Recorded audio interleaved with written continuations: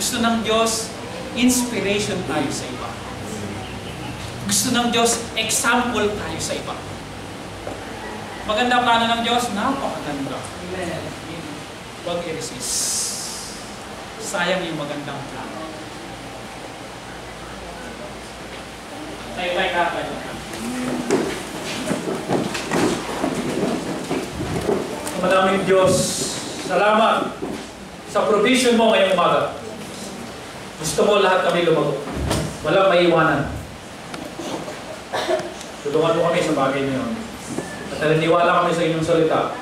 Ipoprovide mo na ipoprovide para kami lumago. Salamat sa inyong pangakong ganyan. Habang nagpipray po tayo mga kapatid, sa mga bisita natin nandito, kailangan mo ang Panginoon hindi ang believer. May impyerno dahil sa ating kasalanan. Kailangan natin pagsisihan ng kasalanan yun na magdadala sa atin sa impyerno. Ang kailangan natin ay ang Panginoon na nag-alay ng buhay sa atin para tayo magkaroon ng tagapagligtas. Only the Lord Jesus Christ can save you. Only the Lord Jesus Christ. Kung ikaw ay magpapasya ngayong umaga ng Panginoon, alam mo buhay ko, ang mga kasalanan ko nagawa. Kailangan ko kayo sa buhay ko. Tanggapin mo siya bilang Panginoon. Sa atin dito sa church, may mga area sa buhay natin na kailangan lumago.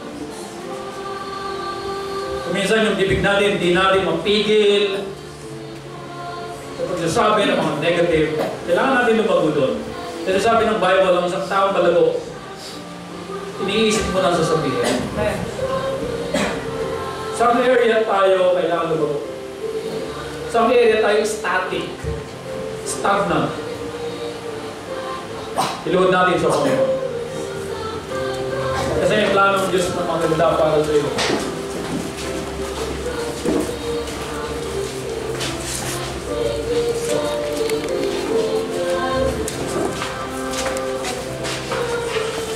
Hindi nais ng Diyos na kung ano ba man, pahiya tayo. Hindi yun eh.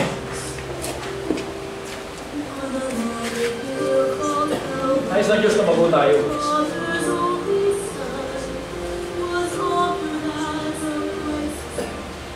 Sa ikabubuti natin pag tayo lumago. Gusto ng Diyos maging inspiration tayo eh. Gusto ng Diyos maging example tayo eh. Gusto ng Diyos, yung bang nakaka-bless tayo. Gusto ng Diyos yung, wow, ang bira na si sister na si brother na ito, napakasunod siya Panginoon. Na-inspire ako sa buhay niya. Kapag maraming ganito sa church, wow, praise God, naluwalhatan yung dakilang pangalan. Ang mga mensahe niyo, hindi baliwala. Amen, praise God, Lord. Magpupuri tayo ng mas pa.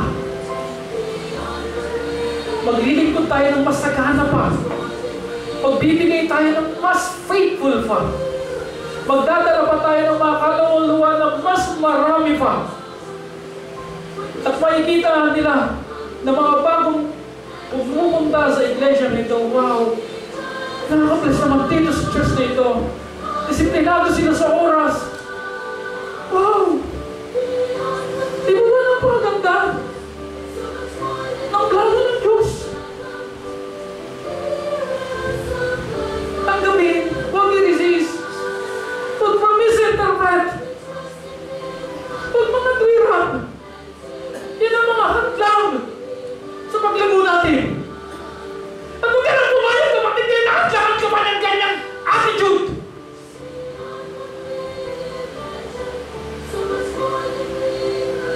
Kaya pumayag. Tinarusakan na niya for how many years?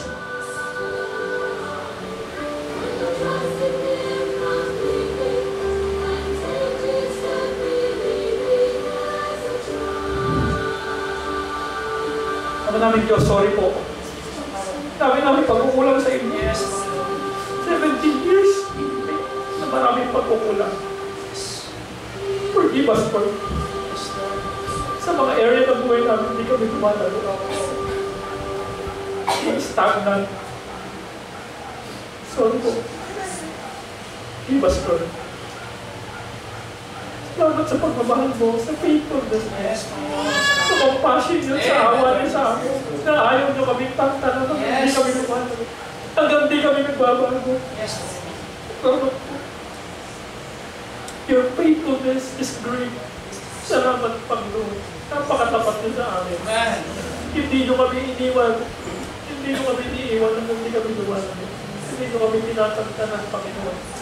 Hanggang hindi kami lumalan. Salamat po yan. Na-appreciate po namin yun, Panginoon. We thank you, Lord. We thank you, Lord. Salamat ng marami, Panginoon, sa time. In Jesus' name we ask.